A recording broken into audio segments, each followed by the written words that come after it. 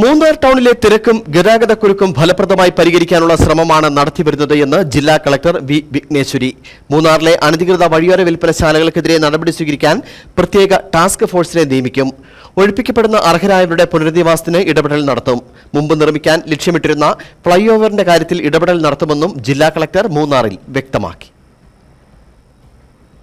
വിനോദസഞ്ചാരികളുടെ വരവ് വർദ്ധിച്ച് മൂന്നാറിൽ തിരക്കേറി വരുന്ന സാഹചര്യത്തിൽ കൂടിയാണ് മൂന്നാർ ടൗണിലെ തിരക്കും ഗതാഗതക്കുരുക്കും ഫലപ്രദമായി പരിഹരിക്കാനുള്ള ഇടപെടലുകൾക്കായി ജില്ലാ ഭരണകൂടം ശ്രമം ആരംഭിച്ചിട്ടുള്ളത്. ടൗണിലെ വിവിധയിടങ്ങളിൽ ജില്ലാ കളക്ടർ സന്ദർശനം നടത്തി തിരക്കും മാലിന്യ സംസ്കരണവും അടക്കമുള്ള കാര്യങ്ങളിൽ സ്ഥിതി വിലയിരുത്തിയിരുന്നു.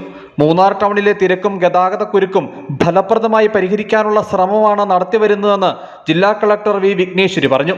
മൂന്നാറിലെ അനധികൃത വഴിയോര വിൽപ്പനശാലകൾക്കെതിരെ നടപടി സ്വീകരിക്കാൻ പ്രത്യേക ടാസ്ക് ഫോഴ്സിനെ നിയമിക്കും. ഒഴിപ്പിക്കപ്പെടുന്ന അർഹരായവരുടെ പുനരധിവാസത്തിന് ഇടപെടൽ നടത്തുമെന്നും ജില്ലാ കളക്ടർ വ്യക്തമാക്കി. നമ്മൾ അതിന് ഒരു ടാസ്ക് ഫോഴ്സ് ഫോം ചെയ്തിട്ട് അത് ഒഴിപ്പിക്കൽ കാര്യങ്ങൾ ചെയ്യത്തുള്ളൂ.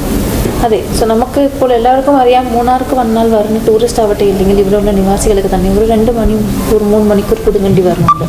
സോ അതിൽ നമുക്ക് ഉള്ള റോഡ്സിനെ തന്നെ വേറെ എങ്ങനെ മാനേജ് ചെയ്താൽ ചെയ്യാൻ പറ്റുന്നുള്ളതാണ് ഫസ്റ്റ് പ്ലാൻ ആയിരിക്കും. ഓക്കെ, സെക്കൻഡ് നമുക്ക് ഇതിനെ ഒരു പെർമനൻറ്റ് സൊല്യൂഷനായിട്ട് ലോങ് ടേം സൊല്യൂഷനായിട്ട് ഇവിടെ ഒരു ഫ്ലൈ ഓവറിൻ്റെ പ്രപ്പോസൽ നേരത്തെ ഉണ്ടായിരുന്നു തോന്നുന്നു. അതും കൂടി ഒന്ന് റീആക്ടിവേറ്റ് ചെയ്യാൻ പറ്റുന്നുള്ള ഒരു കാര്യങ്ങളിൽ നമ്മൾ ഇടപെടുമായിരുന്നു.